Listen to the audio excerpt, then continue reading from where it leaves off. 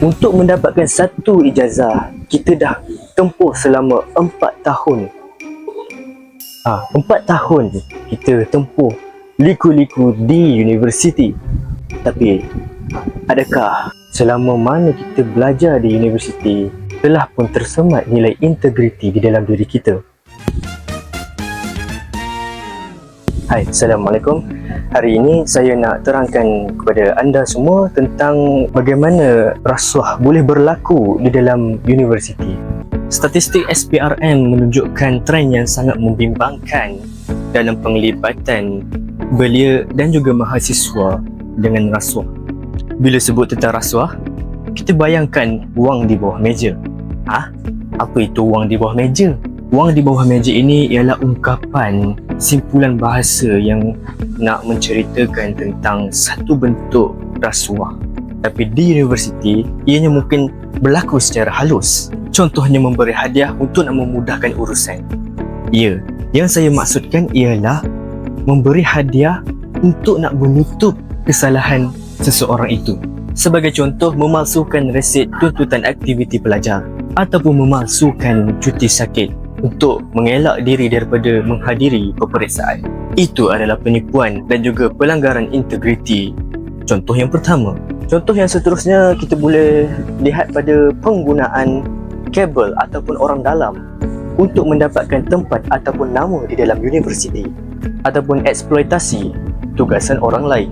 Itu semua juga adalah penyalahgunaan kuasa dan juga integriti yang sangat bocor. Kalaulah benda ini selalu orang lakukan dan juga telah pun menjadi benda yang normal, kita risau dan kita bimbang, takut perkara begini kita anggap remeh-temeh sahaja, perkara yang kecil. Tapi perkara kecil inilah yang dapat melatih diri kita untuk menipu dalam perkara besar. Jika insan yang sebegini dapat ditangkap, ia bukan lagi amaran, ia adalah rekod jenayah sebenarnya. Di alam pekerjaan nanti, bawah Seksyen 17A, bukan sahaja anda, tetapi syarikat dan juga pengarahnya boleh didakwa jika anda terlibat dengan rasuah bagi pihak syarikat.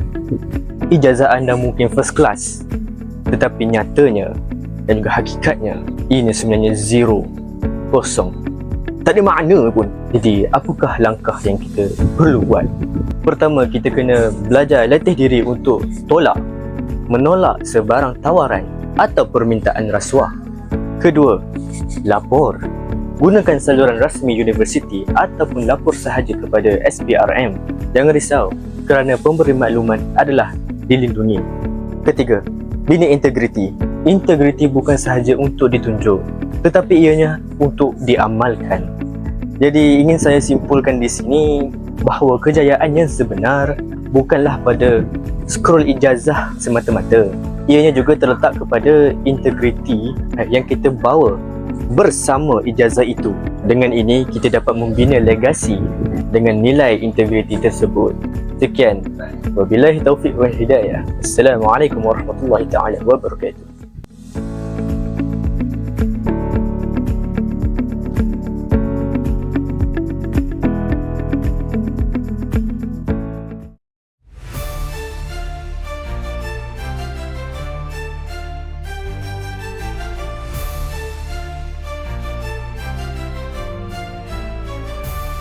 Sebelum beraksi, capai topengnya. Sarung hoodie Spiderman, mulakan langkah. Tiada kuasa luar biasa.